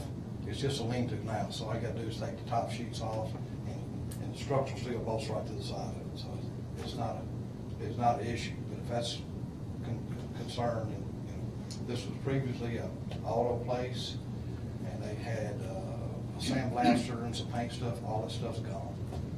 Not yet. Not yet. Will But, I mean, be it's in the gone. process. As soon as we can slow down and get it out of there. And so we want the city to be safe. I think Mr. Rowland does an excellent job on policing the city. And so, I don't want any fires, and I don't think you have to, if you left it just like it is, I don't think it'd be an issue. I think he's got some other things done. I don't know about the ADA and all that, but that's, we're bringing all that to code. Got a Knox box on the front of it. Everything they've requested except for the sprinklers we've done.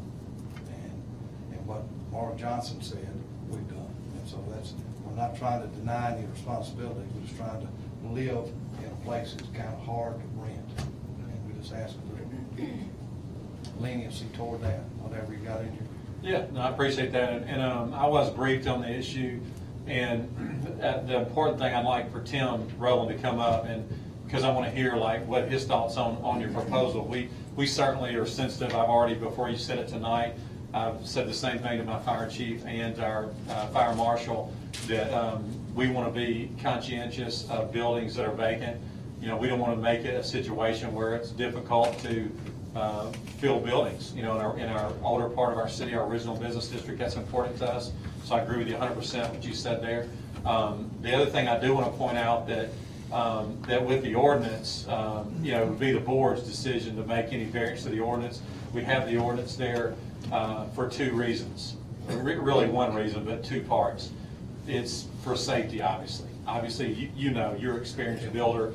You know that building codes are changed for safety. You know, when you have knowledge of how you can save lives, you can't go back and not know what you know. You know, and so if you know that a building is safer and you have statistics to back it up where it saves lives, that's why codes are changed.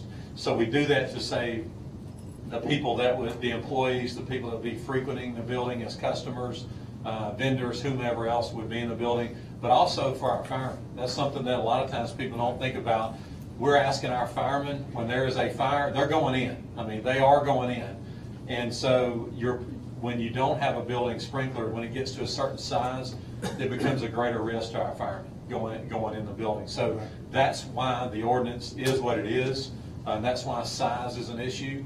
But again, I'm sensitive to what you're saying. I certainly don't want to, you know, hurt any business owner that's trying to get an occupancy. But Tim, if you will speak on what, and if y'all can like share exactly what you're talking about taking the footage down, that will be helpful. I'm assuming what you're talking about is reducing it back to the 7,500 square foot. Yes, sir. That would put it back underneath the 8,000 square foot, which is required by the ordinance. But however, when I was there, as y'all can see, I believe in the pictures. Yeah, pictures. I don't think we have that. I pulled it on my email. Here. I'll be more than happy to pass. That one right there.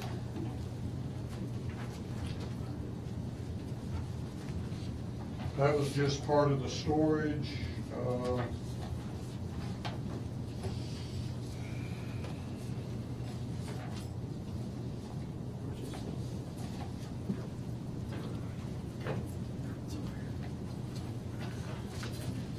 And this was on the day that they were moving in. In the corner.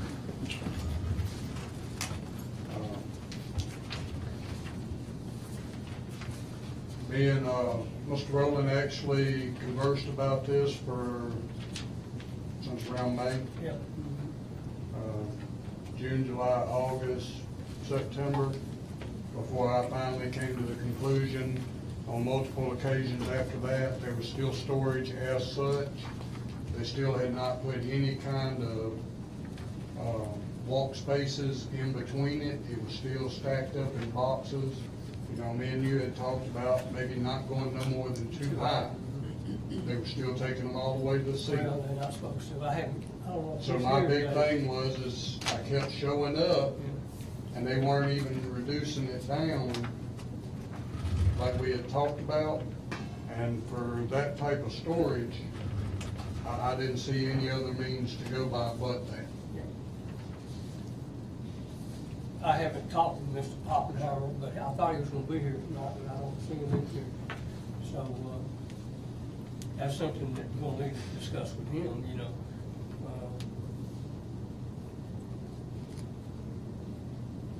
Well, specifically what you're talking about, talk to us about what you're talking about doing to get it under 8,000 feet.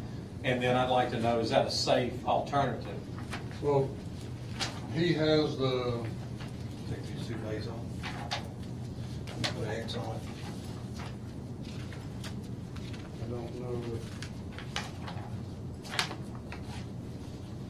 May I approach? Yep, sure. What he's talking about is where the building right now is about 90...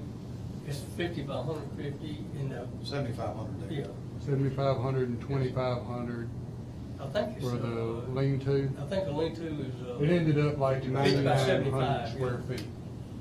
What he's talking about is removing this part of the building, which is about 2,500 square feet, and reducing the footprint for the whole building down to 7,500. So it would actually That would physically actually put removing it it. under the 8,000 square foot requirement. We're talking about removing it from the building, not like boarding it off with a Right, taking firewall. it. He's talking about removing it. Okay. Because from what I understand, and all by the city ordinance, and Mr. Murphy, you can attest to this better.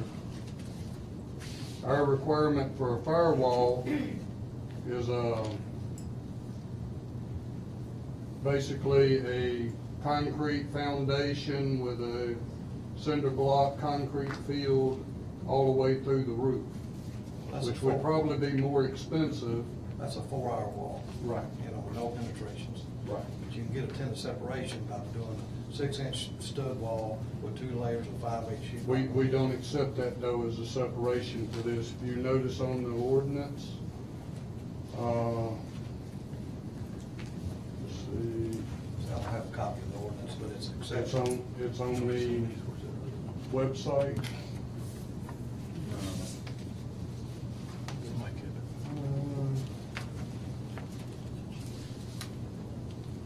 Right here.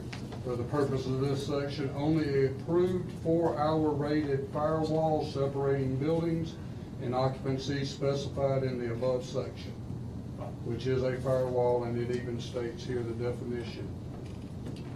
But it's, I thought he was talking, that's what I'm asking. I do Are you talking about firewalls. putting a firewall up or removing it? It's the two of the proposals, either we can Either put a or. firewall up. Okay. But in Or our remove. definition of a tent separation, and what I do every day is I can go up with 2 layers of 5/8 on both sides, fire caulk it at the top. And that's, That is a fire separation wall, not a firewall. Yeah. hospital. And nobody's doubting that you do it. I mean, obviously you're. Sir, that's you're- where the terminology Right, sometimes and gets spread around. That's where I say with everybody on the This ICC is code, what we deem a firewall. ICC code says that it does not. Right here, it says, in yours, it says, mercantile, all buildings 8,000 feet in square, it should be sprinkled. But major renovated buildings, this doesn't work. Existing structure due to change doesn't work. Yes, sir. Everything in there. The whole thing that brought this about to start with is this building, as you said a while ago, the last we had it listed as was a business occupancy. Okay, that was whenever the scale company was in there. there's been one since the scale. The automotive repair garage that was in there never pulled a Right, I understand that. license or anything with the city, or they would have fallen under this S1 also. We've But the had, fact that it's changing from a B occupants to an S1, and if you read the ordinance right there, it states, I'm on the wrong page, let me go back to front. but if we go back to 7,500 square feet, that puts us under the, That's my question. It goes to 7,500, does it matter? it shouldn't. That takes it out. So that's what I'm asking. Well, let's do that. Sir, I've been asking you for some kind of, for 4 months. I mean, we've talked about it. and- Don't go there now. I've been working with you on this. Yes, sir, you have. All right. But whenever it finally come down to, I had to No, make a I finally decision. had to get you, to get my people to go back and pull a permit again when they've already done it once, so we could get this ball rolling, so I could come meet with y'all. That's where it all comes down to. Well, we're just, and again, this board, I'm not speaking for the board, I'm just Right. saying, the ordinances are there for, there's two things. If you want to talk to the board and say, hey, I don't agree with the ordinance, that's another thing that they can do something about. But today, and what Tim's job is, as the fire marshal, is to enforce the ordinance as it is on the books. I understand. But I think understand that from what Gary's saying, if you're removing, That's what we're talking then about. you're bringing the building back where it qualifies per our ordinance to not be sprinkled. Is that not correct, Tim? Yes, sir. So I don't know if that's what you want to do, I think we can make this pretty quick. I'm in the middle here, understand. Okay. I still think there's a fire issue. I still think, Tim, Terry has to make those people give us clear lanes in the letter from Marvin Johnson. That I'm gonna They agree. have to give us clear lanes so they can fight a fire, so they can hit those new exit doors. Okay. they hit. Yeah. So I'm not splitting hairs here, I'm just trying to Yeah, say no, that I don't disagree he's with got a that. big fire issue on his hand, it'd be tough for them to fight, and I think there's relevance in both of them, and if we take the roof off, we're under the 8,000 feet, there's still a fire issue. Mhm. All right, so that's. Well, no, we appreciate that, and I'm sure he, as a property owner, you know, you have liability too. If there, if it's not right and a fire occurs and there's loss of life or damage, you know, you have some liability there, so I appreciate your interest in that too. I think we got the same interest in mind. Yeah, that's what we're trying to We do. wish we could have went 15 or 16 instead of that, went from the rest of that stuff. So is there anything we need to do? Not if you're bringing under 8,000, there's nothing that you need to do. We was talking about in order, we wish we would Now, have now, went 15 the instead of tenant I have in there now, what does he need to do as far as getting his permit now? Needs to work on getting the merchandise inside the building, down and separated and all that. Same thing I've said from the get-go. All right, that's fine. Okay, thank you, appreciate it. Okay, is there anyone else that would like to speak on the citizens' agenda? Seeing none, we'll move on.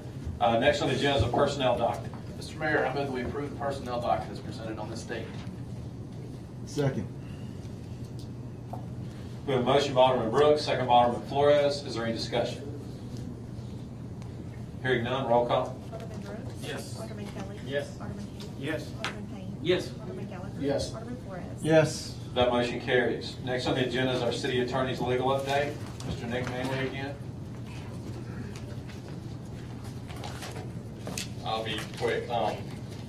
First item is just putting this in the minutes, a certificate, Thomas Maston for court, or certificate of attendance for court clerk's conference under 21-23-12, if they're into the minutes. So that will be entered to the minutes. Mississippi Code 21-23-12 requires that. No action, just putting that in the minutes. Next is entering into the minutes a contract for 385 State Line Road. As you know, that's under contract for sale. It's been previously approved. It's been signed by the mayor, so tonight that contract will be officially entered into the minutes and reflected in tonight's minutes. And then finally, we have the DIP grant through MDA application due by this Friday, or it must be an extension for the Medline project. Tonight, we have two agreements for authorization for the mayor to sign. One is the MOU for our memorandum agreement between Medline and the city for the DIP grant. We're still working with Medline. We got this finalized this afternoon. At this juncture, there's still some questions as far as the time length or time for Medline to provide the 450 jobs between MDA and Medline. They're working through that. But tonight, since we're up against the deadline, I'll get authorization for the mayor to sign the agreement in substantially final form with any final revisions that may be required by MDA and approved by the mayor and the city attorney. So moved. Second. We got a motion by Alderman Flores, second by Alderman Brooks. Any discussion?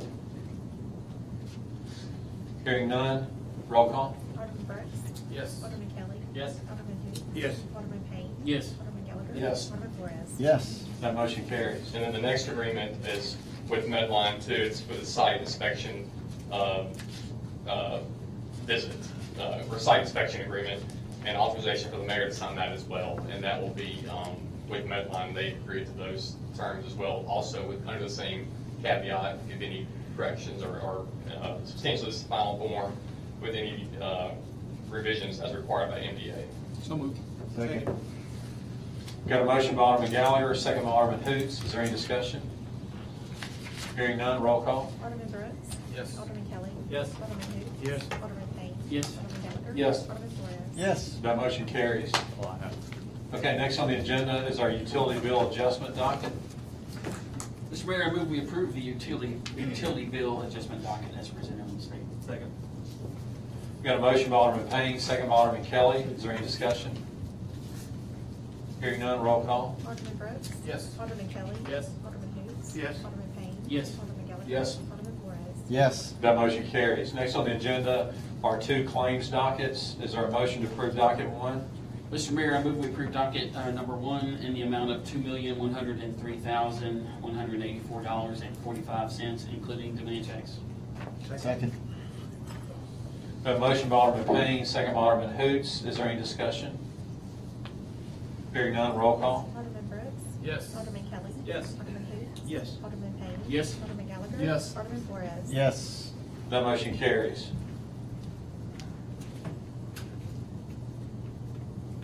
Docket 2. Mr. Mayor, I move we approve docket number 2 in the amount of $313,643.70.